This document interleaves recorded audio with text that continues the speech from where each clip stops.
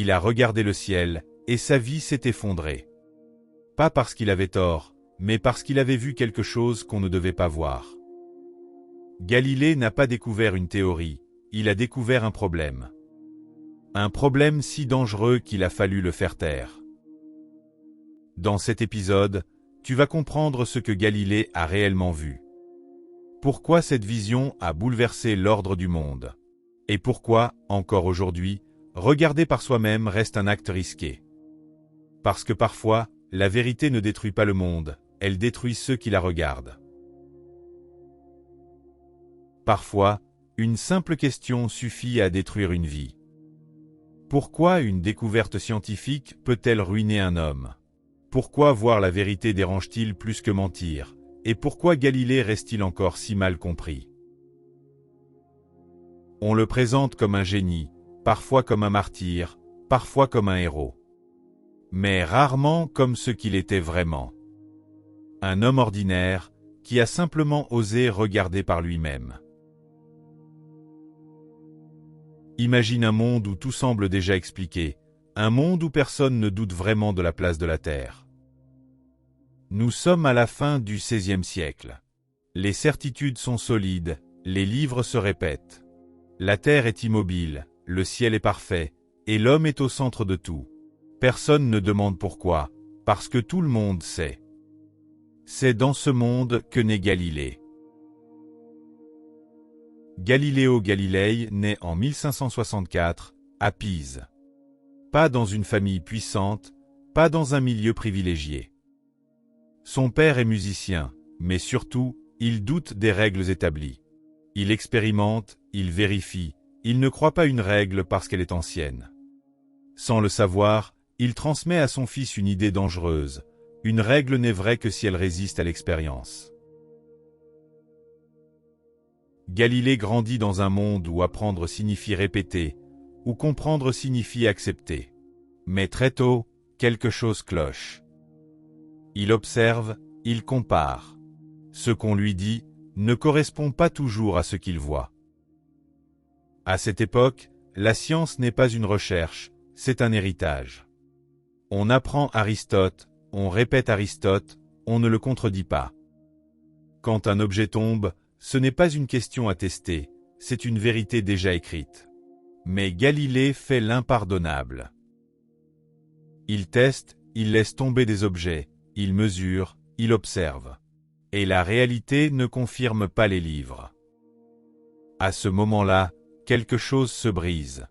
Galilée comprend une chose essentielle. Croire, ce n'est pas comprendre. Sa manière de penser est simple. Il ne commence pas par une théorie, il commence par une question. Pas par une réponse, par un regard. Ce n'est pas « qu'est-ce qu'on m'a dit ?» C'est « qu'est-ce que je vois ?» Et ce déplacement change tout, parce que si tu observes par toi-même, l'autorité perd son pouvoir. Galilée devient professeur. Il enseigne les mathématiques, mais surtout, une méthode. Observer, mesurer, comparer, douter. Il explique clairement, il écrit simplement. Il rend les choses visibles, et c'est là qu'il devient dangereux. Parce qu'un doute compliqué reste contrôlable. Un doute clair ne l'est plus. Puis arrive l'objet qui va tout faire basculer. Un simple tube, deux lentilles imparfaites, la lunette. À l'origine, ce n'est qu'un outil militaire. Mais Galilée fait autre chose. Il ne regarde pas l'horizon, il regarde le ciel. Et ce qu'il voit, personne ne l'avait vu ainsi. La Lune n'est pas parfaite. Elle est accidentée, irrégulière, comme la Terre. Puis Galilée observe Jupiter, et il voit quelque chose d'impossible. Des points lumineux qui tournent autour de Jupiter, pas autour de la Terre. Pour la première fois, le centre du monde se fissure. Ce n'est pas une théorie, ce n'est pas une hypothèse, c'est visible. Puis vient Vénus. Galilée observe ses phases. Croissante, pleine, décroissante. Ces phases ne peuvent pas exister si Vénus tourne autour de la Terre. Elles n'ont de sens que si elles tournent autour du Soleil. À cet instant précis, l'ancien monde s'effondre. Pas brutalement, mais définitivement. Ce que Galilée comprend alors est plus grave encore. Ce n'est pas seulement une question d'astronomie, c'est une question de place. Si la Terre bouge, elle n'est pas le centre. Et si elle n'est pas le centre, alors l'homme ne l'est peut-être pas non plus. Cette idée n'est pas scientifique, elle est existentielle. Au début, Galilée est admiré, protégé, invité. Il est prudent, stratégique. Mais il commet une erreur. Il ne se contente pas de voir. Il explique, il écrit pour tous, dans une langue accessible. Il rend la vérité visible, et ça, c'est intolérable.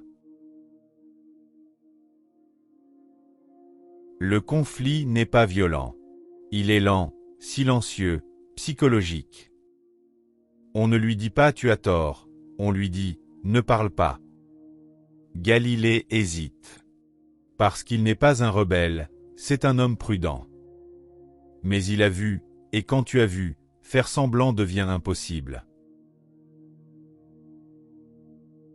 Le procès arrive tard. Galilée est vieux, fatigué, malade, il comprend le risque. Perdre sa liberté, perdre son travail, disparaître. Alors il renonce publiquement. Beaucoup y voient une trahison, mais c'est une lecture trop simple. Galilée n'a pas perdu, il a survécu. Assigné à résidence, il continue à penser, à écrire. Ses idées circulent déjà. La vérité qu'il a vue ne peut plus être effacée. Parce qu'on peut renoncer à ses paroles, mais jamais à ce qu'on a vu. Galilée nous laisse un héritage dérangeant. La vérité ne triomphe pas par la force. Elle triomphe quand elle devient visible. Pas par celui qui crie, mais par celui qui montre. Aujourd'hui, nous avons des images de l'univers incroyable. Mais la question de Galilée est toujours là. Est-ce que tu crois ce qu'on te dit, ou est-ce que tu regardes par toi-même? Et surtout, as-tu le courage d'assumer ce que tu vois? Si cette histoire t'a parlé, prends une seconde pour aimer la vidéo, et dis-moi en commentaire. Quelle vérité as-tu déjà vue, mais hésité à accepter? Parce que parfois, le plus grand danger n'est pas de se tromper. C'est d'ouvrir les yeux, et de ne plus pouvoir les refermer.